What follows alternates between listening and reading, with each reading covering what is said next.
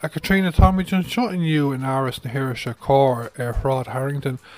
An féidir at sunraí a thuirt dún faoi cad é an leabhar agus tionscail pórtrádaí na scríbhneoirí gaeilge le dá. Well,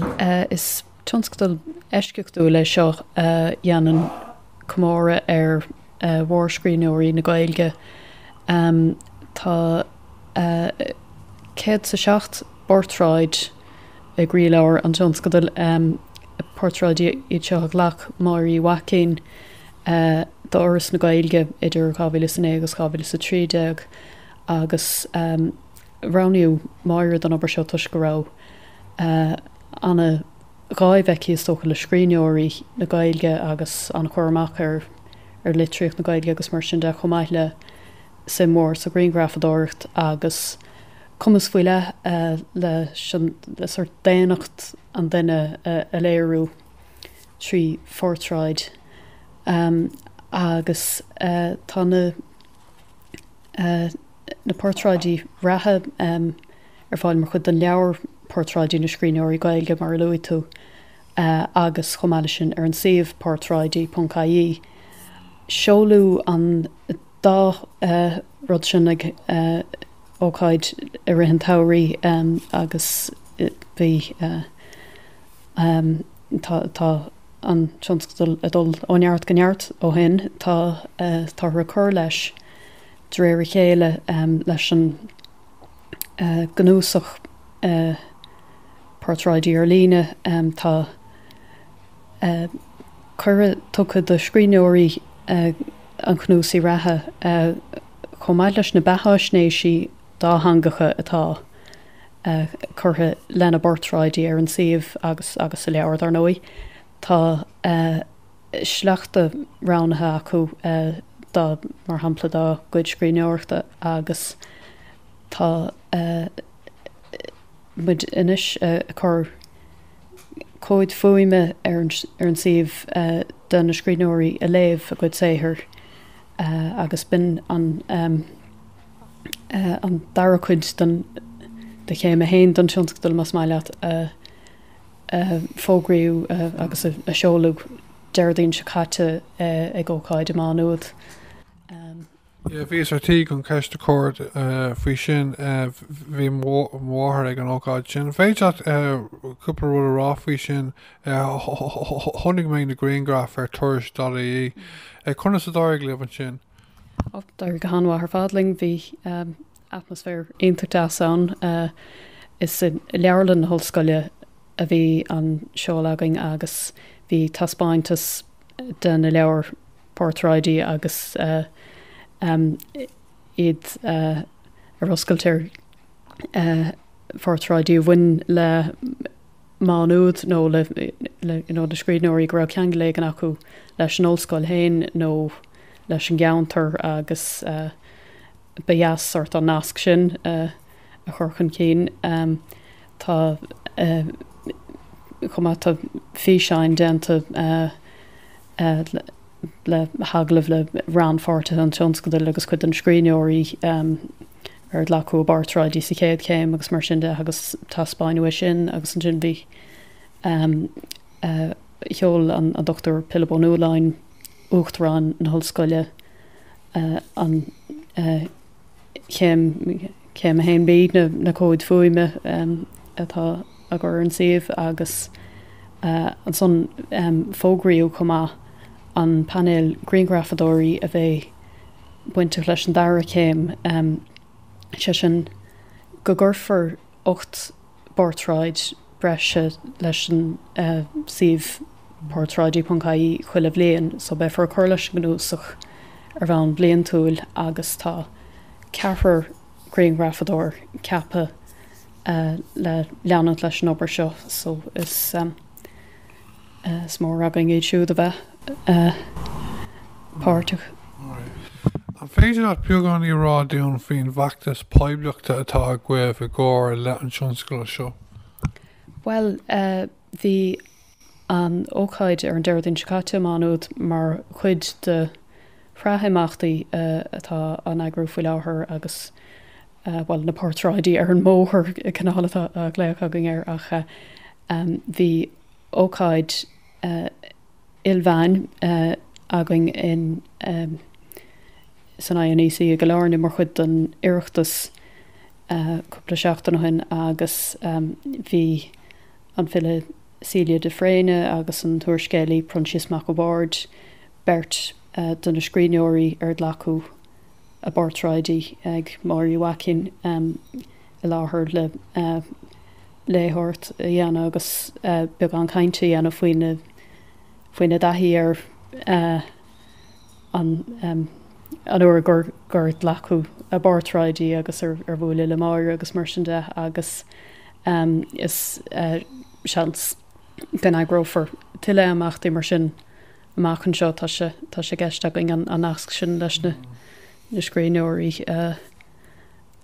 chur chun céin agus is so tá gné pásanta sin anna hábhaach pásnachtaí na scríneoirí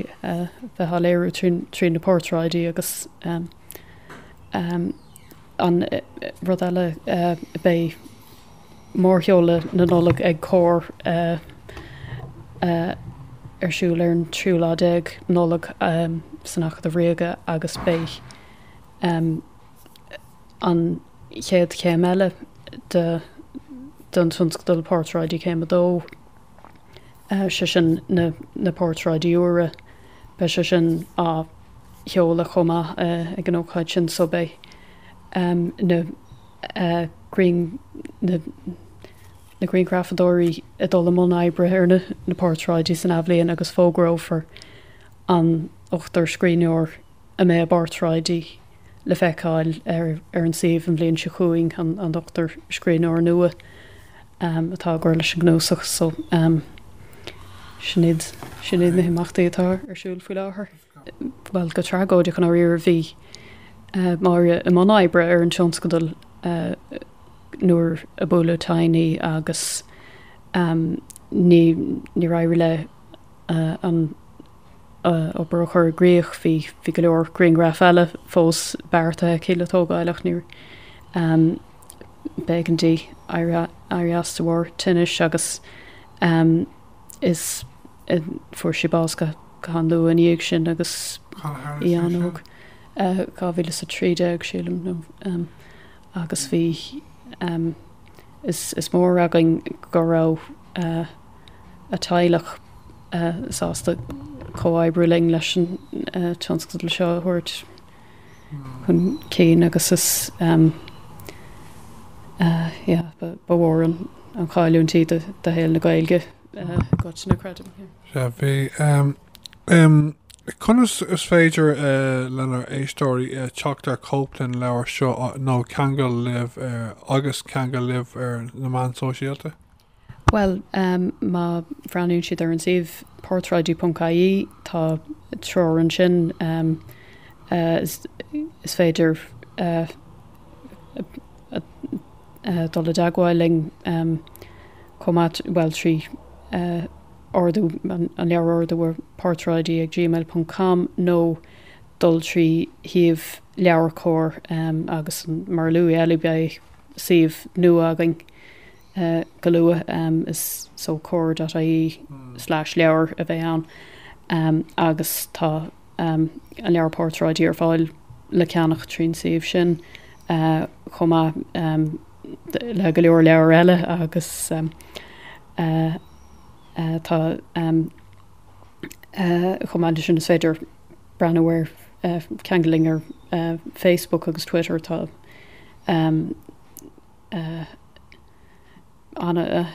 béimiid anna gníomh chur na man sóisialta agus tá lehanana chana bio ag portráidí ar Twitter ag scríbneoirí an tá matá going sin nó portráidí ar Facebook agus be go leor óla seán faoi imachtaí imachchan seo agus faoi orbertí nua ar an saomh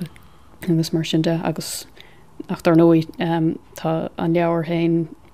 is leabhar ardchaid an é agus dhéanach se bronta na snola gáling so is is fiú cinnte.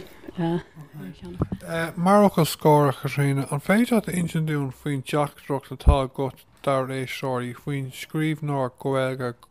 go generalta faoin stad ina bhfuil sé sa lá atá nniuán agus fhí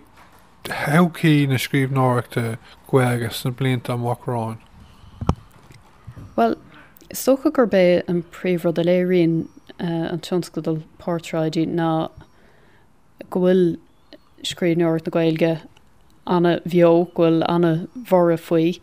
Tá cead sa 7 scríbhneoir sa cnús a cratha mar luú me agus a bhórmhór acu fós am anpéin ach tá go leor scríbhneoirí eile éiad fío chuir leis máiliúcháin sin agus tá sé gceist againn dar nóí leanúnt leis an opair sin agus is tócha gur go léironn se dar riomh nach bhil de litríocht na Gaeilge cé go gaptarúint bhfuil cuasaíach leochlachtá anna bhora faoin scríbhneoireacht agus tá nascan a láidir a gohuiidir na scríbhneoirí freisin is rud é sin a hána chun cín sa tionscadal sílim gur ghuiil anna sort sprid a measc scríbhneoirí na Gaeilge agus is rud é sin a dearchan arachaí ó neart go neart sna blianta tá roing. Well, ó tharla gur mar caint faoin saomh nua agus na leabhar eile bhín á bhailsiú ag leabhar cór níor bhiste a luú ghfuil cúpla leabhar nua teachtamach tá cúpla ceanna aclamanseach ar luí eile bíon leabhar de álamóirí fásta á bhailsiú againn agus cean na cínas deirní atágainn is smuointe beag go cúchtachan teidir le tair le húdar nua Pólo Cainin agus seantain uorscéil fictionolaíochta de álamóirí gur oldúing bheithar fáil sa Gaeilge so cean speisialta sin agus chomáile sin tá cean seolú ag iireachtas na saona chomá solasar na dúchaní aistí a goibhne ar bhuiir seomara agus den eile gur mhór an cáiliúnte a héil na Gaeilge agus grá anna bheasar measc locht acadúil agus hána go leor dá cháde agus dá locht ahantais measc loch léin le chéalach an cnús a chaistí seo chuir le chéile in ómó so agus is mór againn gur rá de sé leabhar cór i sin ailsiú cumáile sin bé cnúsach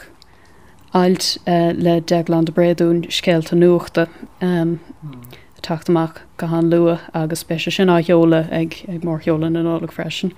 Leabhar do gcuoine óga fálaí mar a Monte Carlo le thornaí chuileáin agus is scéile seo a bhuaí dúis iireachtais so tá muid scetamína faoi sin comma agus bé mórthaíthir ag Martin Colfair a me chaithna daoine ar mar ar agurthir litre na hiirse ach is titlaí is tiidir an leabhar a ddíriú ar héithir Alan titlaí agus tá muid isúil go mór leis sin comá so. Ok, Katrina, bhí si dras cainteachta ní fear mór litríochta mé ach is bhrálam a bheith clúisteáil faoi rudí atá ag tarliú san látá nniuán, so gur míle gur míle agad taine san deis.